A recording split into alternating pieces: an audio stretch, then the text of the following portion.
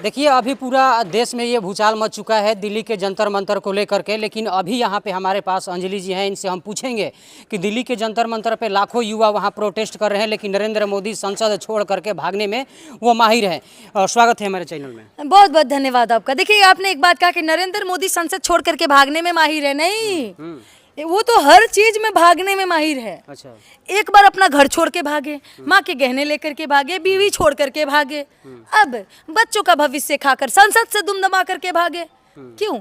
लाज लग रहा था मोदी जी बच्चों के जवाब देने में। स्टूडेंट के सवालों का जवाब देने का औकात आपके अंदर में नहीं है क्या? मलेनों के मेलोडी खिलाने में बड़ा मजा आता है आपको, लेकिन अपने देश के युवाओं के बच्चों का भविष्य खाकर उनको जवाब देने में आपको शर्म से दुम दबाकर भागना पड़ता है। तो लानत है आप जैसे प्रधानमंत्री पर जो खुद को देश का राजा कहता है। अरे महामानव जी, 17 लाख के सूट पहनने से आप देश का भविष्य नहीं बना दीजिएगा। वो 17 लाख का सूट आप नहीं पहनते अगर 17 बच्चों का, गरीबों का मदद कर देते शायद आप प्रधानमंत्री। एक तरफ आके कहते हैं कि भाई ईंधन सेव कीजिए और दूसरे दिन विदेश यात्रा पर निकल जाते हैं मिलोने के लिए।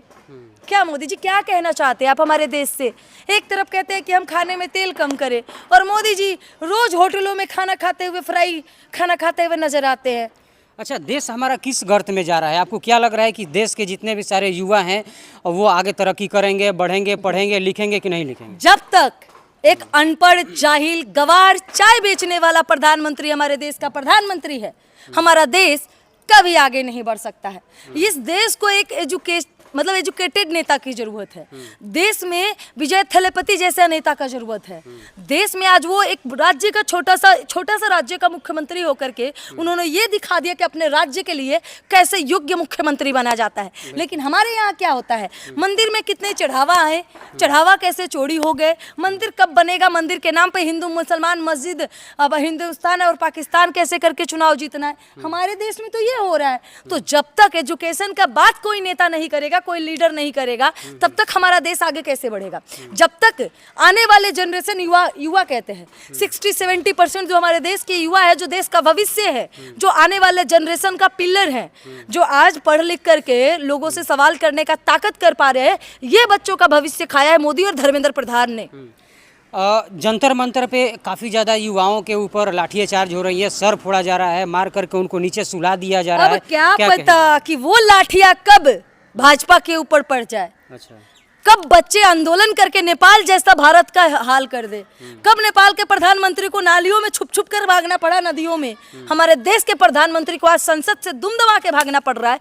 कल को शायद तुम्हें भागने के लिए भी ना तुम्हारे बॉडीगार्ड ना बचा पाए। अफसोस, कब तक तुम्हें लोग बचाएंगे? आज तुमने स्टूडेंटों का सवाल का जवाब नहीं दिया, संसद छोड़ के भाग गए, कभी तो तुम घेरे में आओगे। औकात है ना, एक बार प्रेस कॉन्फ्रेंस करके मीडिया को घुसा दो उसके अंदर, हमारे जैसे लोगों को मोदी के सामने खड़ा कर दिया जाए। उनकी औकात नहीं होगी कि हम जनता के सवालों का, एक भी सवालों का जवाब ये नरेंद्र मोदी दे पाए। अच्छा, सोनम वांगचुक जैसे लोग वहाँ पे धरना प्रदर्शन करते हैं, वहाँ पे अनशन पे बैठते हैं, लेकिन पहले भी ये देखा जाता है कि महात्मा गांधी जी भी इस देश के लिए अनशन पे बैठे हुए थे, तो उनसे जाकर के अंग्रेज वहाँ मिलते थे। लेकिन इस बार जो है बीजेपी की सरकार है, बीजेपी के लोग क्यों नहीं? भारत हमारा गुलाम, मतलब भारत अंग्रेजों का गुलाम था एक समय में, जब महात्मा गांधी ने धरना प्रदर्शन प्रोटेस्ट स्टार्ट किया था। लेकिन बाइज्जत अंग्रेज इतने गिरे हुए नहीं थे जितना गिरा हुआ हमारा मोदी जी हैं। अंग्रेज इतने जालिम नहीं थे जितने जालिम धर्मेंद्र प्रधान और मोदी जी हैं। अंग्रेज कम से कम उनके अंदर में इतना ईमान जिंदा था कि वो एजुकेशन का कीमत जानते थे। अंग्रेज कम से कम ये जानते थे कि अगर कोई धरना कर रहा है, प्रोटेस्ट कर रहा है, अपनी हक की मांग कर रहा है, तो मुझे उसकी बात सुननी है और उसकी बात सुन करके मुझे उसके लिखे गए पत्र का जवाब देना है। तो महात्मा गांधी से बाइज्जत एक कुर्सी दे करके बैठाया जाता था और उनसे उनकी समस्या पूछी जाती थी, तो महात्मा गांधी जी एक लेटर लिख करके अंग्रेजों को देते थे। इसका मतलब तो अंग्रेज मोदी जी से और धर्मेंद्र प्रधान से लाख गुना बेहतर था। सोनम वांगचुक को जैसे कि उनको उठा लिया गया, चुपे चोरी उठा लिया गया, क्या वो कोई गलती काम कर रहे थे वहाँ पे? सोनम वांगचुक की बराबरी करना तो मोदी की बाप की औकात नहीं है। सोनम वांगचुक का बराबरी करना तो धर्मेंद्र प्रधान की बाप की औकात नहीं है। उन लोगों की पैदाइश में इतना दम नहीं है कि सोनम वांगचुक जी का बराबरी कर सके। सोनम वांगचुक एक पढ़े हुए व्यक्ति हैं, एक एजुकेटेड बंदा है जो पूरी दुनिया को एजुकेशन सिखाने का काम कर रहे हैं, जो आज आने वाले जनरेशन बच्चों के भविष्य के साथ खड़ा होकर के सरकार से आंखों में में आकर डाल करके लड़ रहा था। सोनम वांगचुक का तो ये भी नहीं कहना था कि भाई धर्मेंद्र प्रधान हमें इस्तीफा दे दे। सोनम वांगचुक ने तो ये भी मांग नहीं किया कि हमें कुछ चाहिए। सोनम वांगचुक का बस इतना डिमांड था कि धर्मेंद्र प्रधान हमसे आकर के बात करें। आज बीजेपी के लोग कह रहे हैं कि अभिजीत दीपके को वहाँ पे भेजा गया है वो अरविंद केजरीवाल के प्रति। ये सब बकवास है, ये सब बकवास है, बकवास ही है सब। बिल्कुल बकवास है। तो किस पार्टी से आए हुए आज हैं? किसी पार्टी से कोई नहीं है। आज सारे स्टूडेंटों को सुप्रीम कोर्ट में कॉकरोच बोलने का काम किया ये भाजपाई। अच्छा, आपको नहीं पता है?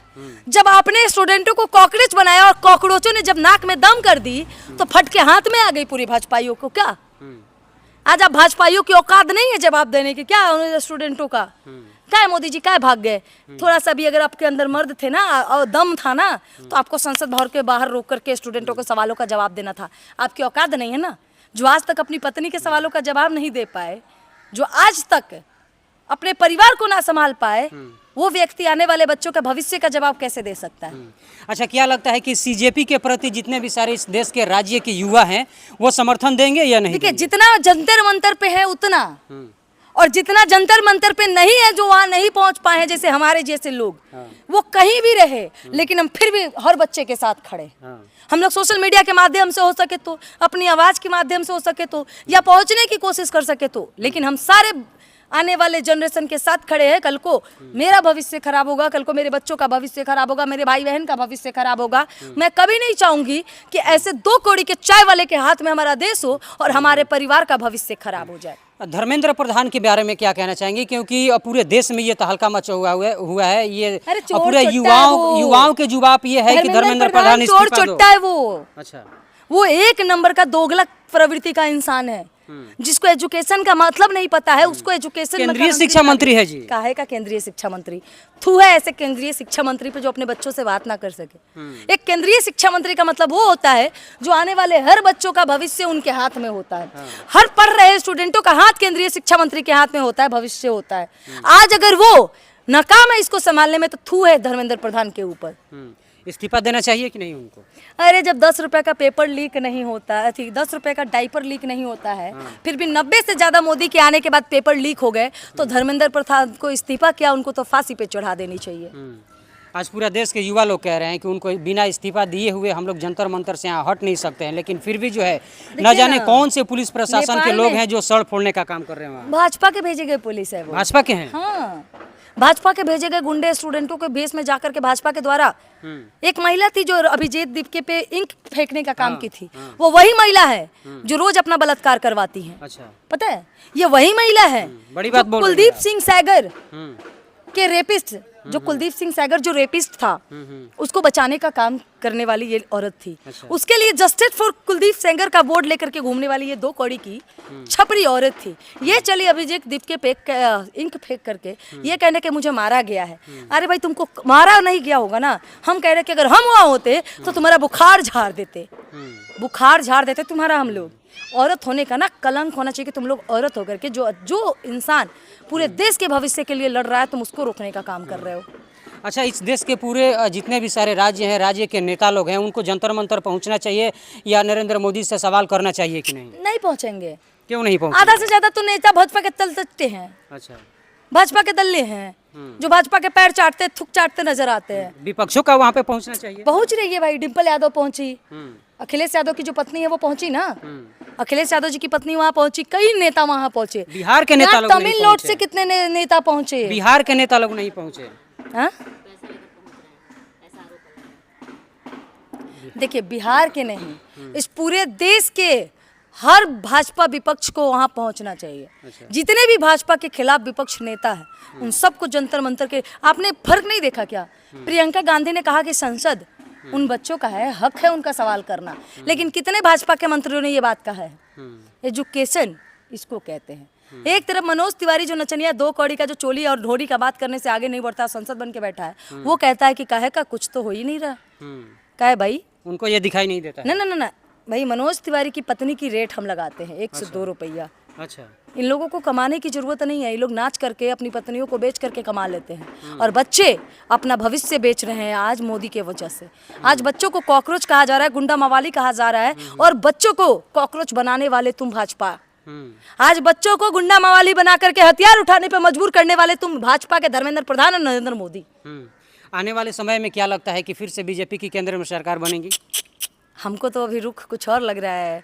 नेपाल में 10 युवा मारे गए तो सरकार को अपनी कुर्सी छोड़कर भागनी पड़ी। क्या पता जंतर मंतर का भी वही रूप मोदी जी के गिरेबान तक पहुंच जाए। अच्छा, ये हो सकता है, संभव है। जब वो संसद छोड़कर भाग सकते हैं तो कब तक अपने गिरेबान को बचाइएगा मोदी जी? आपको बच्चों का भविष्य खाने के बदले में आपको जवाब तो देना होगा। आप वो डायन हैं जो कहते हैं ना कि डायन भी 7 घर छोड़ के वार करता है। अरे मोदी जी ने तो अपने देश को डस लिया। 56 इंच वाले हैं ये वो नाग हैं जिन्होंने अपने देश को डसा है। अपने देश के बच्चों का, देश के भविष्य 60 से 70% युवाओं का भविष्य डसने का काम किया नरेंद्र मोदी ने। बोलते हैं कि 56 इंच का सीने वाले हैं हम।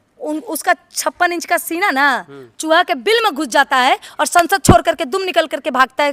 भाई क्या बोले, मुंह में से गाली निकलता है। हमारे देश का अगर वो प्रधानमंत्री पद का मुझे गरिमा ना होता ना तो मैं ऐसी की तैसी कर देती इनकी। भाई हमारे बोलने का अधिकार छीनने वाले तुम कौन होते हो? राइट टू स्पीच हमें हमारा अधिकार है डेमोक्रेसी में। आप हमसे हमारे बोलने का अधिकार छीनने वाले होते कौन है? जब तक संविधान है तब तक हमें बोलने का अधिकार है। जब तक हमारा डेमोक्रेसी है हमें बोलने का अधिकार है। ना तो मोदी रोक सकता है, ना धर्मेंद्र प्रधान का बाप और ना मोदी का पूरा खानदान। एक आखिरी सवाल, अब अभिजीत दीपके का ये कहना है कि जब तक इस्तीफा नहीं देता है धर्मेंद्र प्रधान हम यहाँ से अरे हम मिलेंगे तो कह रहे हैं कि धर्मेंद्र प्रधान से ज्यादा मोदी का इस्तीफा मांगो। सबसे बड़का दीमक तो वही है। क्या बात कर रही हैं? अरे आपको नहीं पता, हमारे देश को बर्बाद करने वाले मोदी जी, अपनी बीवी को बर्बाद करने वाले मोदी जी, अच्छा, अपनी माँ के गहने चुरा कर माँ के पिता को, भाई को, सबको गरीब करने वाले मोदी जी। बड़ी निंदा कर रही हैं आप। निंदा क्या कर रहा है भैया, उनके खुद के पत्नी का बयान है।